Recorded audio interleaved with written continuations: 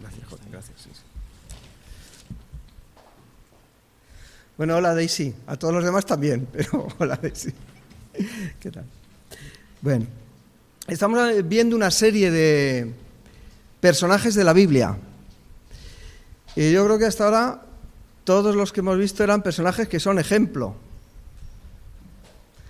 Pues yo quiero hablar hoy de un personaje que no es ejemplo. Se llama, ya veréis quién es, se llama aquel que no creyó. Y es para hacer, claro, lo contrario, sería un contraejemplo. Pero cuando dijimos personajes de la Biblia no dijimos si tenían que ser buenos o malos. Dijimos, ¿verdad, Ángel? Personajes del Antiguo y del Nuevo Testamento. Así que yo he cogido uno que más bien es un contraejemplo. Yo tenía un compañero cuando trabajaba en Coslada que me decía, Javier, tú para mí eres un ejemplo. Qué bonito, qué testimonio mío el del distrito. Eres un ejemplo de lo que no hay que hacer en la vida. Pues el hombre que vamos a ver hoy, igual, es un contrapersonaje, un contraejemplo. Pero antes de hablar de él, me vais a permitir que os hable un momentito de la Iglesia. La Iglesia todos sabemos que no es el edificio, ¿verdad? No son las paredes. Si los cielos de los cielos no pueden contenerle, ¿cómo va a caber en un local como este o como otro cualquiera? No es un lugar físico, es un lugar espiritual. Pero cuando venimos a la iglesia, cuando nos congregamos, cuando estamos juntos en un lugar, lo pensaba el otro domingo al oír hablar a Vicente y de ese abrazo que da Esaú a Jacob. Tenía 2 predicaciones, me vino la decisión de hablar sobre esto. Cuando venimos a la iglesia, venimos al lugar de la gracia. Venimos al lugar de la gracia. Y ojalá sea siempre eso y no otra cosa, el lugar de la gracia. ¿Y qué es eso de la gracia? Hoy os voy a pedir que me ayudéis. Como estamos poquitos, estamos en familia, se notan las vacaciones. ¿Qué es eso de la gracia? ¿Qué es la gracia? El favor inmerecido de Dios. Muy bien, ¿dónde se ve ese favor inmerecido de Dios? En la cruz. Cuando miramos la cruz, vemos la gracia, el favor inmerecido de Dios. ¿Por qué? ¿Qué más? Cuando nos sentimos aceptados, sabiendo que no hemos hecho nada por merecer esa aceptación de Dios, sentimos que es por la gracia. ¿Alguien más? ¿Dónde experimentamos la gracia? Un favor inmerecido, un regalo. Al mirar la cruz, al saber que somos pecadores, que no hicimos nada. Hay una canción muy bonita de Paquita Patiño que dice, tú ya lo has hecho todo. Esa es la gracia de Dios. Esa es la gracia. Hay otra palabra que se parece mucho a la gracia, que es la palabra misericordia. ¿Qué es la misericordia? Uno enseguida dice la gracia. Es parecido, pero no es lo mismo. Fijaos bien esto. La gracia es, como decía Ángel, el favor inmerecido de Dios. Es decir, por medio de la gracia Dios nos da algo que no nos merecemos. ¿Qué es eso que nos da que no nos merecemos? Nos da muchas cosas, pero sobre todo yo estoy pensando en una ahora. Nos da el perdón, nos da la remisión de nuestros pecados, nos da la salvación. ¿Merecíamos la salvación?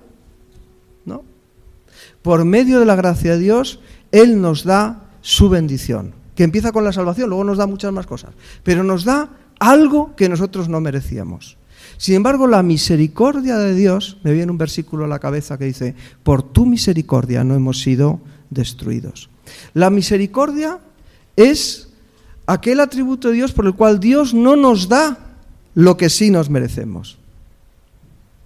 Entonces, la gracia y la misericordia siempre van juntas. Por la gracia de Dios recibimos aquello que no merecíamos. por la misericordia de Dios, no recibimos aquello que sí merecíamos. ¿Qué es lo que sí merecíamos?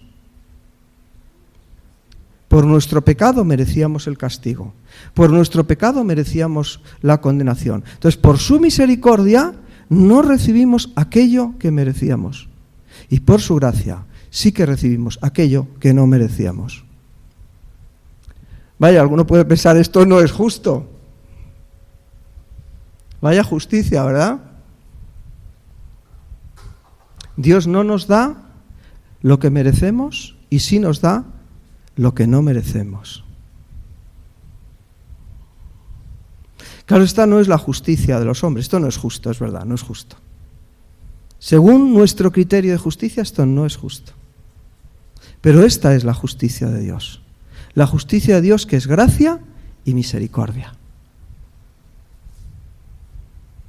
Alguien dijo una vez que el castigo por el pecado del hombre había sido tremendo. Vamos al huerto del Edén un momentito con la imaginación, nos imaginamos allí a Adán y Eva, y por comer una manzanita va Dios y condena a toda la humanidad, a toda la tierra, a todo el universo. ¿Lo he dicho bien? Lo de la manzana también, no, ¿verdad? Bueno, fijaros si sería poco importante el fruto en cuestión, que ni siquiera se dice cuál era. No sabemos si era una manzana o... Por una manzanita de nada, menuda la que lió. Matamos a su hijo justo. Le condenamos a una cruz sin tener pecado y perdona a todos los hombres. Esta es la justicia de Dios. Qué extraña, ¿verdad? No se entiende. Porque es que a Dios no se le puede entender con los parámetros humanos. Dios no está en lo que nosotros podemos vislumbrar con nuestra justicia, con nuestra comprensión. Necesitamos una luz especial para poder comprender qué y quién es Dios, qué es su justicia, qué es su gracia y qué es su misericordia. Porque sin eso no entendemos nada. Sin esa luz especial no podemos comprender el mensaje de Dios. Y esa luz especial no es otra que el mensaje del Evangelio. El Evangelio es la luz que abre nuestros ojos para que podamos comprender a aquel que para nosotros es incomprensible. El Evangelio quita la venda del pecado que hay en nuestros ojos y que nos impide ver quién realmente es Dios.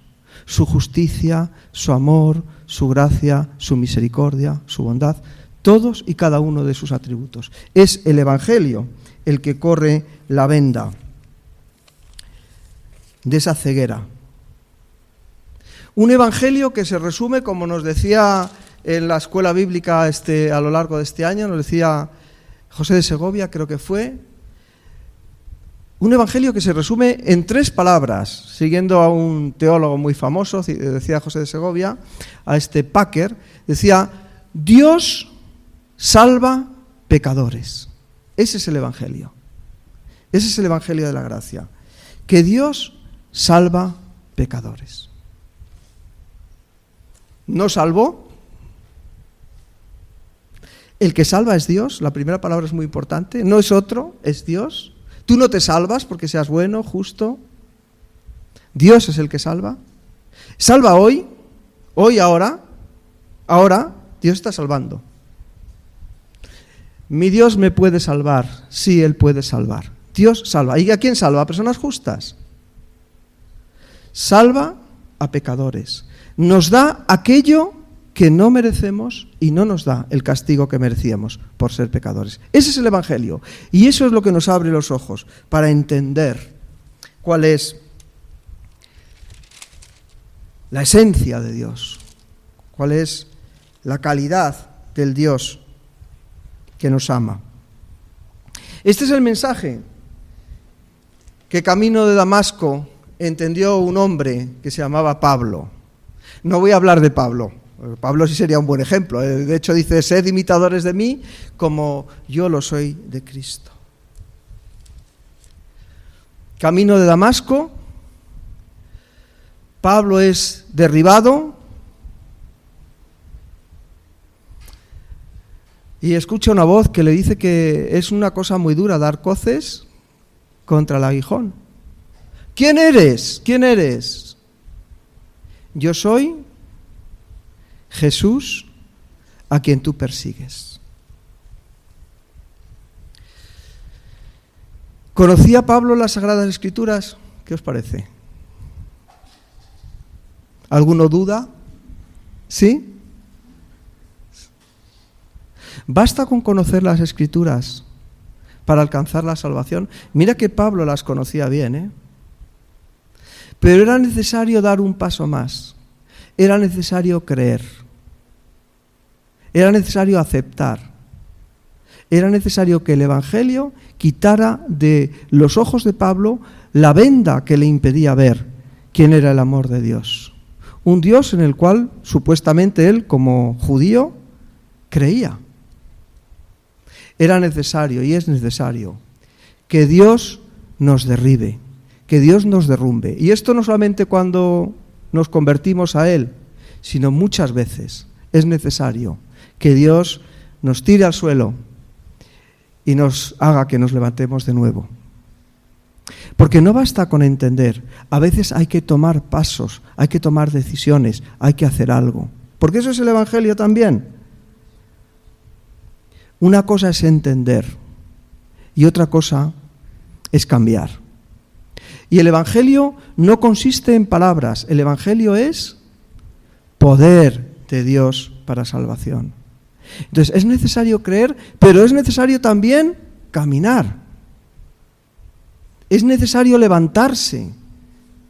Es necesario seguir a Jesús. Hablábamos hace un momentito de la relación personal. Una relación personal no es una relación donde tú conoces todos los atributos de la persona con la que tú te quieres relacionar. Una relación personal es cuando tú caminas con alguien, cuando tú abrazas, cuando tú besas, cuando tú compartes, cuando tú caminas con ese. Y esto es lo que hizo Pablo. Pablo se levantó sin ver mucho, pero a partir de ese momento, a partir de ese encuentro que tuvo con Jesús, Pablo siguió detrás de él. Pablo dejó una vida vieja. Cuando se dio cuenta de que había algo que en su vida no estaba bien, ¿qué hizo Pablo? ¿Continuó? ¿Continuó? ¿No? Persistir en el pecado no procede. Es preciso cambiar. Y esto es lo que hizo Pablo. Cambió. Esa luz del Evangelio que le permitió entender quién era Dios, llenó toda su vida. Y a partir de ese momento, Pablo hizo del Evangelio la razón de su vida, la razón de su existencia. ¿Para cuántos de nosotros hoy el Evangelio es la razón de nuestra vida? Pablo creyó esto firmemente y en cuanto estuvo preparado, porque todo tiene un tiempo, como dice el libro de Eclesiastés, Pablo salió a hacer aquello para lo cual había sido llamado. En cierta ocasión Pablo dijo, porque no fui rebelde al llamado celestial. ¿Tú qué tal estás? Muy bien, ¿no? Bueno, pero ¿cómo te sientes? Esto que cuento tantas veces del amigo mío que decía, si me preguntan qué tal estoy, siempre digo que estoy bien, porque estoy en las manos de un Dios amoroso que me ama. Ahora, si me preguntan qué tal me siento, eso ya es otra cosa. Pues ahora te pregunto, en relación a esto, Pablo dice, yo no fui rebelde al llamado celestial. ¿Y tú? ¿Qué tal te encuentras en relación al llamado que Dios te dio? Pablo hizo del Evangelio la razón de su vida. Pablo dijo que sí a Dios con todas sus consecuencias. Y decir sí a Dios significaba seguir a Jesús, costase lo que costase. Y empezó a predicar el Evangelio de un lugar a otro. Los viajes de Pablo, ¿cuántos hizo? 3. Sí, bueno, pues 3. Sí, se trazan los itinerarios de estos viajes. Yendo de un lugar a otro, predicando no solamente a los judíos la buena nueva del Evangelio, sino también a los gentiles. El último de estos viajes, y ya nos vamos aproximando al personaje del que quiero hablaros, el último de estos viajes termina en Jerusalén. Y claro, cuando llega a Jerusalén, que primero había sido un perseguidor de los cristianos, pero que luego se convierte y empieza a predicar el Evangelio no solamente a los judíos, sino también a los gentiles. Este hombre que está trastornando con un mensaje nuevo al mundo, pues cuando regresa a Jerusalén es todo un escándalo. Los judíos hablaban mal de él.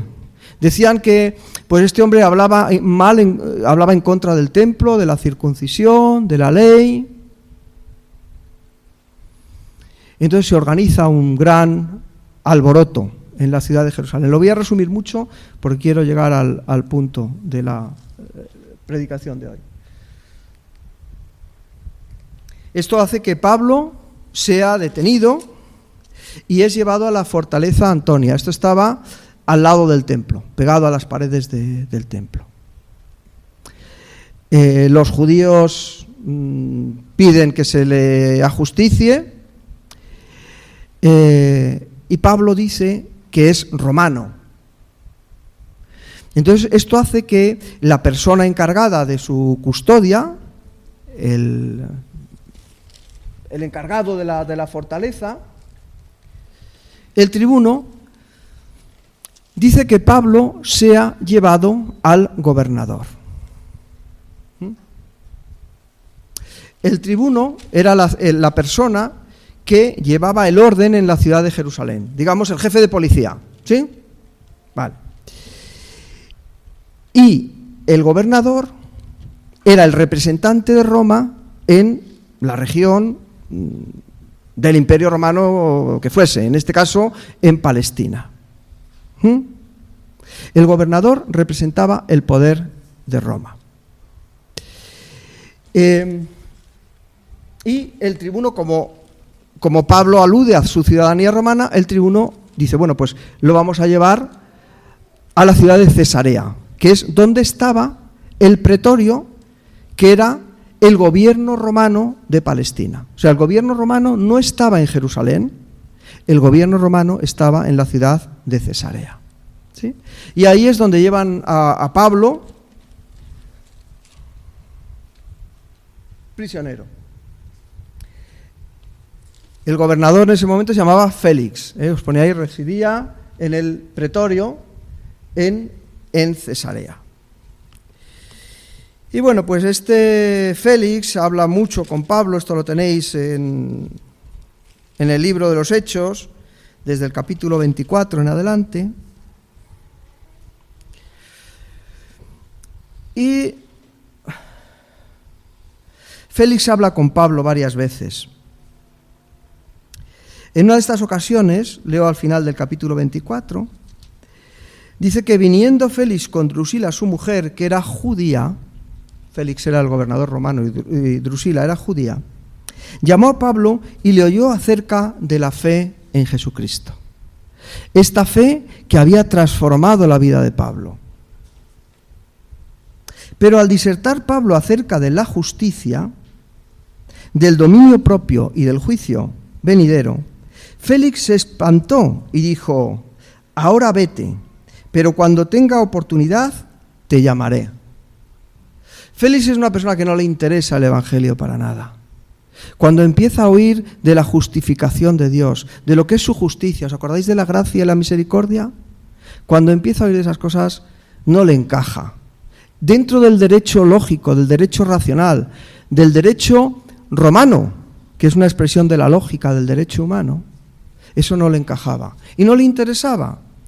Dice el versículo 26, esperaba también con esto que Pablo le diera dinero para que le soltase.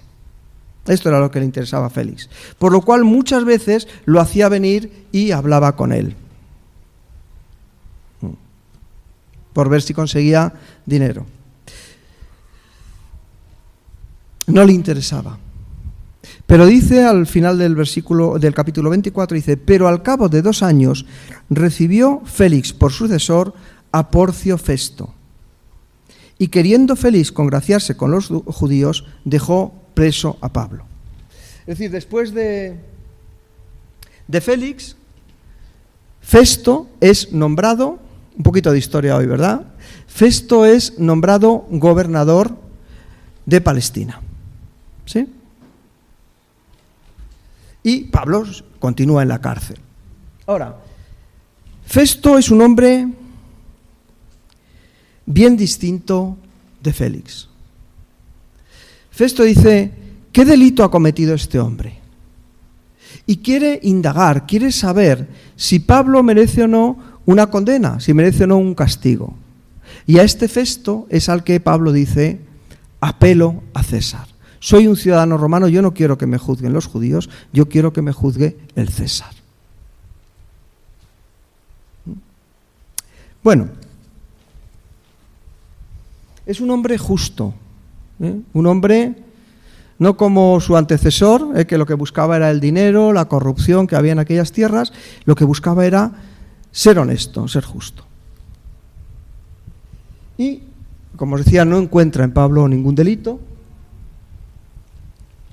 Y claro, pensad en esto: Festo, el gobernador de Roma, recién enviado a Cesarea. ¿Quién era el rey en ese momento? Tenía el rey de Galilea y gobernaba también en Jerusalén. Era el rey Agripa.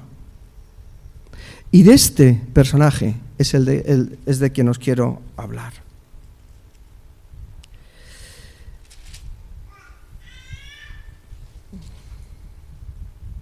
El rey Agripa y su mujer Berenice visitan al gobernador.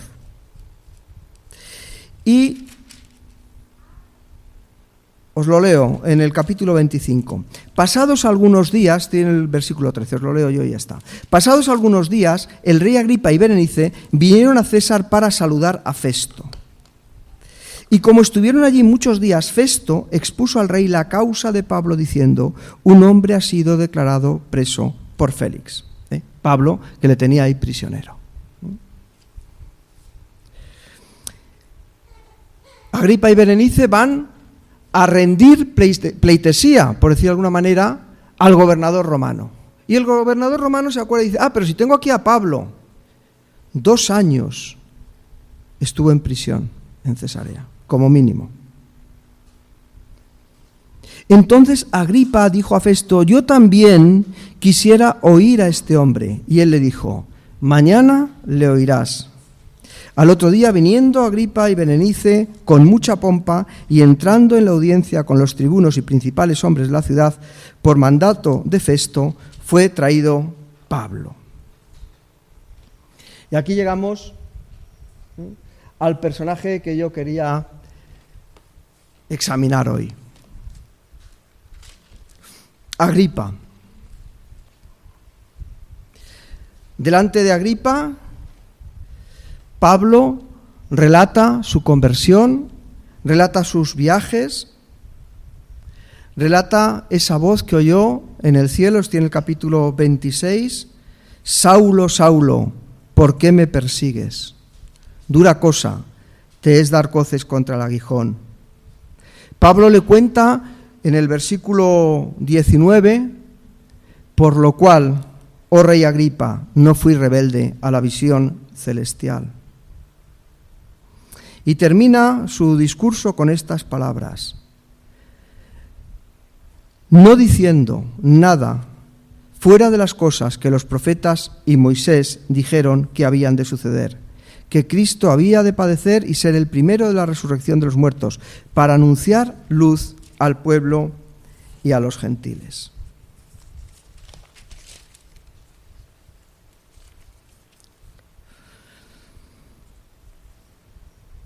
Es decir, Pablo expone su vida, expone el Evangelio e insiste en una cosa: este evangelio es conforme a lo que han dicho los profetas.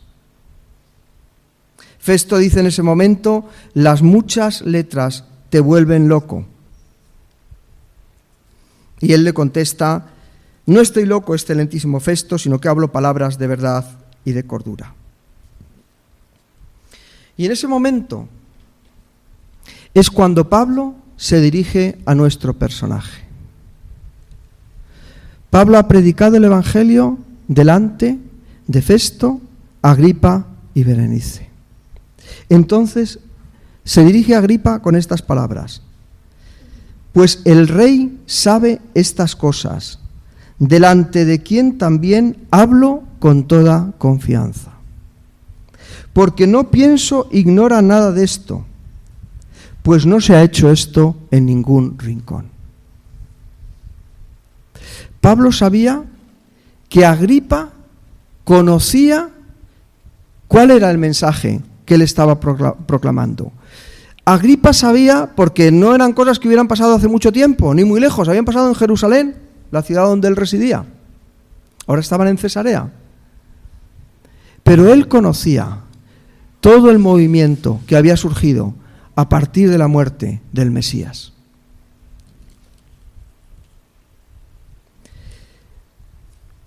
Versículo 27 del capítulo 26. ¿Crees, oh rey Agripa, a los profetas? Yo sé que crees.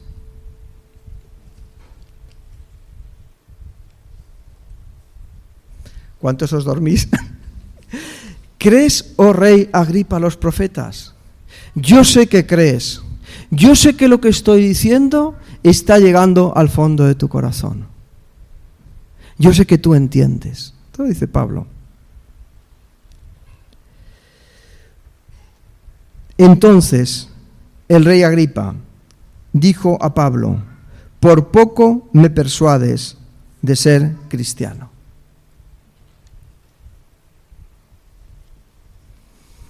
Y este era el personaje al que yo quería llegar, el rey Agripa. Por poco me persuades. Yo sé que has creído, yo sé que entiendes, yo sé que no te es raro lo que te estoy diciendo.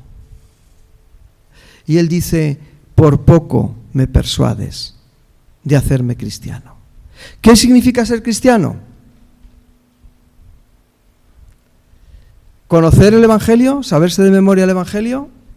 ¿Qué significa ser cristiano? Seguir a Cristo. ¿Os acordáis de un hombre rico? Tenía muchas cosas, pero solamente le faltaba una. ¿Qué le dijo Jesús? Vende todo lo que tienes, dáselo a los pobres y sígueme. Pero aquel hombre no fue capaz de seguir a Jesús. ¿Por qué? Porque amaba el dinero, porque tenía muchas riquezas, por lo que fuera. La vida cristiana consiste en seguir a Jesús. Y Agripa entiende lo que Pablo le está diciendo, pero no está dispuesto a pagar el precio que significa seguir a Jesús. Por poco me persuades de hacerme cristiano. Ay, casi, pero no entro. Casi, pero no te sigo, Señor. ¿A cuántos de nosotros nos pasa esto? ¿Cuántos de nosotros estamos en el límite del casi? ¿Cuántos sabemos que tendríamos que dejar algo? Y por casi nos persuaden que tenemos que seguir a Cristo. Y dejar atrás el pecado, como hizo Pablo. ¿Cuántos hacemos como Pablo? ¿Cuántos como Agripa? ¡Ay, por casi! Por un pelo no te sigo.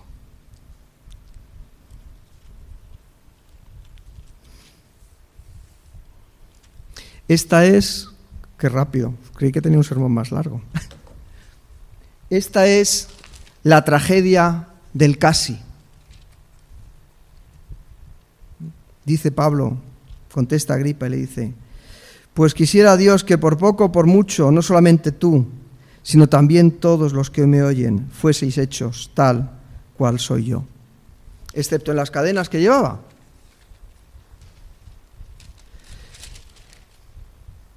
Que todos fueseis hechos como soy yo. Sed imitadores de mí, como yo lo soy de Cristo. Ese casi que nos falta. Dice Pablo, quisiera Dios que como fuese, por mucho o por poco, dejáramos los casis en casa para seguir a Jesús. Es el ejemplo de lo que no hay que hacer. No basta con conocer, hay que obedecer. Cueste lo que cueste, hay que obedecer. Cuando hemos cantado antes, he decidido seguir a Cristo, no vuelvo atrás. ¿Hacia dónde va la vista? ¿La cruz dónde está? Delante. No vuelvo atrás. Es que si dejo este pecado,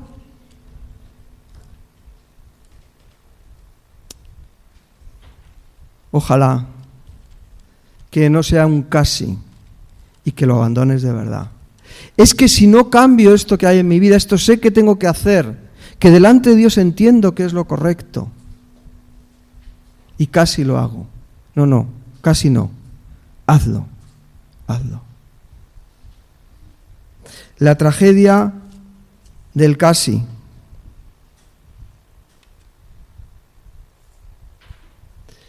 Es que a veces pensamos, es que no voy a ser capaz, no voy a llegar. Casi me decido a vivir la vida de santidad a la cual Dios me está llamando. Casi lo hago. Pero no lo voy a hacer, ¿sabes? Porque yo sé que caigo, que soy débil. El miedo al qué dirán. Hemos cantado también, aunque me llamen lo que me llamen, no vuelvo atrás. David, ¿puedes llamar a los de arriba? Vamos a terminar ya.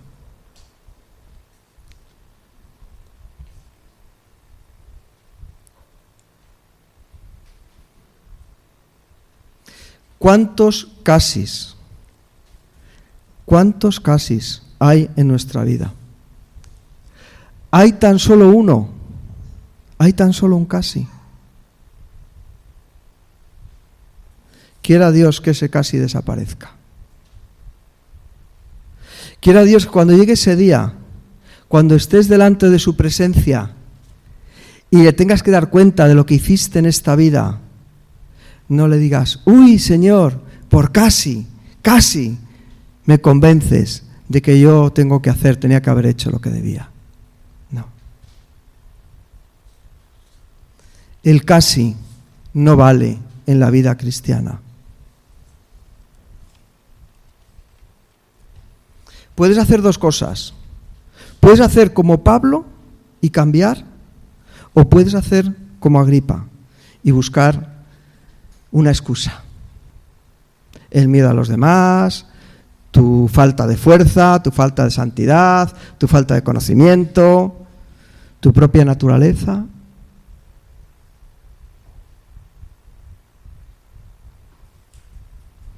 O puedes dejar que Dios obre en tu vida y creer y ser persuadido. Qué palabra, ¿verdad? Así obra Dios en nuestra vida, persuadiendo. Hoy me gustaría persuadirte para que no seas como Agripa. Como decía mi compañero, eres un ejemplo de lo que no se debe hacer en la vida. Ahí tenéis un ejemplo de lo que no debe ser. No debe ser el casi. Cuando Flor y yo nos casamos, en nuestra boda, invitamos a mucha gente. ¿Cuántos? Bueno, mucha gente, lo de mucho es relativo. Bueno, entre los invitados a la boda había un compañero de Flor. Este compañero no creía para nada en Dios, pero se sentó al lado de una chica que debía ser como Pablo, una evangelista tremenda. Y toda la comida y todo el tiempo de la ceremonia, de la celebración del banquete de la boda, le debió estar hablando del Evangelio. Oye, por casi le persuade, ¿eh? Pero teníamos un grupo casero en casa, entonces lo llamábamos células, como las de Al-Qaeda, pero eran cristianas. Igual de terroristas, pero bueno, no. Y este amigo empezó a asistir a estos grupos en casa y a tener contacto con aquella chica con la que había hablado en la comida. Y una vez, en una de estas campañas evangelísticas que había en Madrid, pues este chico contaba cómo sintió ese llamado de Dios cuando el predicador decía si alguien quería entregar su vida a Cristo. Y este chico, ya sabes de quién hablo, ¿no? Él dice, dice, yo a lo largo de mi vida he hecho todo tipo de tonterías. Es decir, es una persona que no tiene, que si digo que no tiene vergüenza suena muy feo, pero ¿sabéis lo que quiero decir? Que no se corta por nada, que es un tío echado para adelante. Y cuando yo aquel llamamiento donde Dios le estaba diciendo, me tienes que seguir, ¿quién quiere decir sí al seguimiento de Jesús? Dice, yo pensaba en todas las cosas que había sido capaz de hacer y me daba cuenta que no era capaz de levantarme de la silla. Como una fuerza espiritual le tenía atado para que casi se quedara donde estaba. Pero tuvo la fuerza en un momento de levantarse, salir al frente y entregar su vida a Cristo. Este no siguió el ejemplo de Agripa. ¿Cuál es tu situación? Todas las cosas que Pablo habló estaban escritas en la Biblia. Y a partir de la Biblia, Pablo llevó a Agripa a Cristo. Y en Cristo está la fuente de toda bendición. En seguir a Cristo sin condición. En seguir a Cristo sin decir, por casi me persuades a que cambie en mi vida hoy lo que tengo que cambiar. Por casi me persuades a que inicie hoy el camino de la santidad. Por casi me persuades a que diga hoy que sí a Jesús con todo mi corazón. Y en Cristo, en ese Cristo del que hablan las Escrituras, está también toda bendición.